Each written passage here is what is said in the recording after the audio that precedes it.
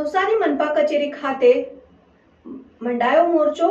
શહેરના તિઘરા નવી વસાહત વિસ્તારના લોકોએ મનપા કચેરીએ માંડ્યો મોરચો।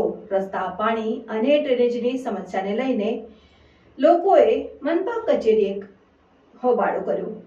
જોતા રહો ભારત ટાઈમ્સ ન્યૂઝ। વારંવાર રજૂઆત છતાં સમસ્યાનું નિરાકરણ ન આવતા લોકો અકળાયા।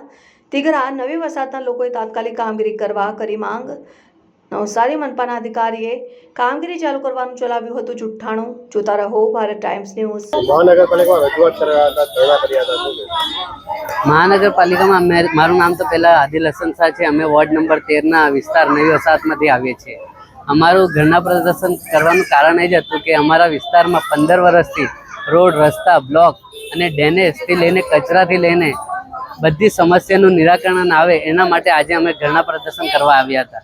અમે 15 વર્ષથી અહીંયા આવીએ છીએ। જ્યારે નગરપાલિકા હતી ત્યારે પણ 15 વાર આવ્યા છે અહીંયા, ને એ લોકો કોઈ દાડે અમને રાજેશભાઈ ગાંધી છે, પ્રિન્સભાઈ છે, જેવુભાઈ વસાવા છે, આટલા બધા અધિકારીઓની અલગ અલગ તરીકે મુલાકાત કરી છે ને આ બધા અધિકારીઓએ અમને ખાલી વાયદો આપ્યો છે પણ કોઈ દાડો અમારો કામ કર્યો નથી। ને એના પછી પણ આજે આવ્યા અમે તો અમારા આવ્યા પહેલાં એ લોકોએ પોલીસવાળાને અમારા પર આગળ કરી દીધું છે ને એમ કહેતા છે કે તમે સરકારી જગ્યા પર બેસીને ધરણા પ્રદર્શન કરશો તો પરમિશનની જરૂરત હોય છે, ની પરમિશન લીધી હોય તો અમે તમને ઉચકી લઈ જશું। તો અમે એ લોકોને એવું જ કહેવા માંગતા છે કે અમારી જે સમસ્યા છે એના માટે જે તમે કીધું છે કે પરમિશન લઈને આવો, તો અમે ગઈ વર્ષે પણ હવે 1 મહિના પછી આવીશું તો પરમિશન લઈને આવીશું। અગર 1 મહિનાની અંદર અમારું નિરાકરણ નહીં થાય સમસ્યાનું તો તમે અમારા સમર્થનમાં ઉતરીને અહીંયા ઉગ્ર વિરોધ પ્રદર્શન કરવા આવજો। નવી વસાહતના જે રહીશો છે તે રજૂઆત કરવા આવ્યા હતા 7 દિવસ પહેલા, કઈ રીતની કામગીરી આજે પણ પાછા આવ્યા?